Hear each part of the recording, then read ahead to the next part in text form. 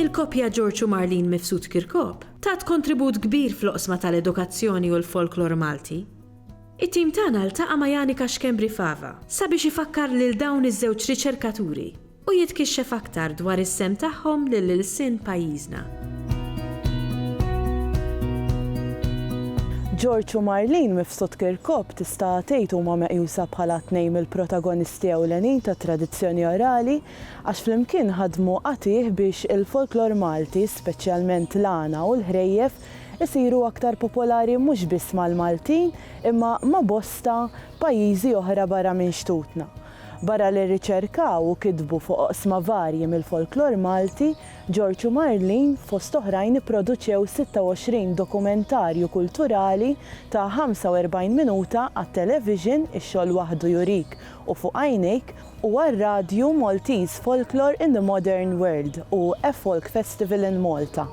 Dan ix-xogħol li semmejt u verament ftit fejn ix-xogħlijiet li għamlu George u Marlene Mifsud Kirkop, fil-fatt jekk wieħed jidħol fis-sit tradizzjoniorali.org tad-Dipartiment tal-Malti tal-Università ta' Malta jista' jara l-bibliografiji sħaħ ta' dawn l-istudjużi. George Mifsud Kirkop twieled ħal Ormi fit-28 ta' Ġunju 1951, speċjalizza fit-teorija u fil-prattika tal-folklor u bir-riċerka tiegħu Type Index of the Maltese Folktale within the Mediterranean Tradition Area rebaħ il-premju Carmen Mikallef Buħaġar għall-aħjar teżi tal-Maġisteru fl-Arti fl-1978. Kiseb ukoll id-dottorat tiegħu mill-Università ta' Malta fl-2001 b'teżi oħra dwar il-ħrejjef Maltin bl-isem ta' The Maltese Heroic Fairy Tale. Mifsud Kirkop kien lettur fil-Junior College kif ukoll fl-Università ta' Malta. Barra minn hekk ippubblika bosta kodba fuq il-Malti, ġabar numru ta' ħrejjef Maltin minn fomm in-nies, xandar bosta programmi brabta mal-Malti u l-folklor u organizza qatt ta' festivals tal-għana. Il-kontribut ewlieni lejn il-Malti li ta' George Mifsud Kirkop huwa l-folklor, speċjalment fejn tidħol in-narrattiva orali, l-etnoloġija, is-snajja u l-għana. Il-mara tiegħu Marlene Mifsud Kirkop mill-Mosta u twildet fit-23 ta' Mejju tal-1950. Ħadmet għal snin twal bħala għalliema imma fuq kollox kienet riċerkatriċi bravissima. Ħadmet mill-qrib mal-folklorista José Cassar Puluccino u naturalment ma' żewġa George.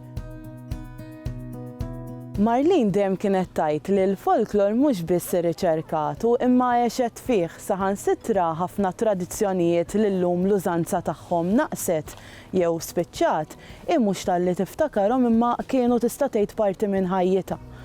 Fil-fatt wara l-ewwel teżi tagħha fuq il-folklor fir-Romanz Storiku Malti għal baċellerat u t-tieni teżi fuq Emotive Index of the Maltese Folktale għal Maġisteru fl-Arti, komplit bir-riċerka fin-narrattiva popolari fl-irrakkuntar u fl-għana Malti, b'mod speċjali l-element kulturali u soċjali fl-għana tal-fatt.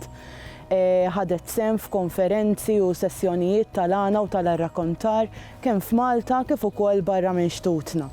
Għenet ukoll fl-organizzazzjoni ta' diversi attivitajiet kulturali, fosthom organizzat l-attività kulturali Grimani minn Qatlu għal Science in the City.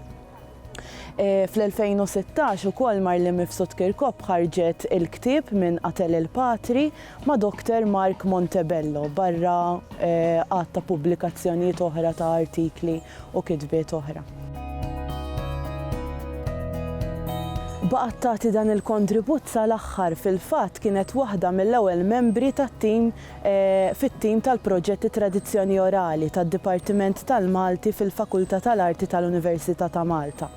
Tista' tgħid ħadet sehem sal-aħħar fid-diskussjonijiet fuq is-suġġetti tat-taħdidiet li kien hemm bżonn isiru fil-proġett u barra minn hekk tat kontribut f'dan il-proġett anke billi tat qatt ta' taħdidiet interessanti fuq oqsma varji tista' tgħid ta' tradizzjoni orali fuq wħud mill-50 taħdita li saru fis-sensiela ta' dan il-proġett.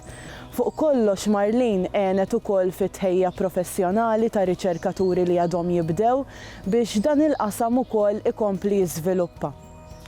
Personalment għalmet ħafna lili u għenet ħafna fit-tħejja tar-riċerka li kont qed inwettaq bħala parti mill-proġett dwar it-tradizzjoni orali u anka għenitni f'riċerki oħra marbuta mal-istudji tiegħi. Kienet tgħinni minn qalba u dejjem tħeġġiġni biex inkompli naħdem fuq dan il-qasam. Kienet ukoll tħobb tinkludini anka fil-ħidma tagħha, anke jekk mhux daqstant kellha bżonn l-għajnuna tiegħi, imma kienet tagħmel hekk biex tarani nitgħallem u fl-istess ħin ix-xogħol li hi u żewġa taw tista' tgħid taw ħajjithom għalih dejjem jibqa' miexi.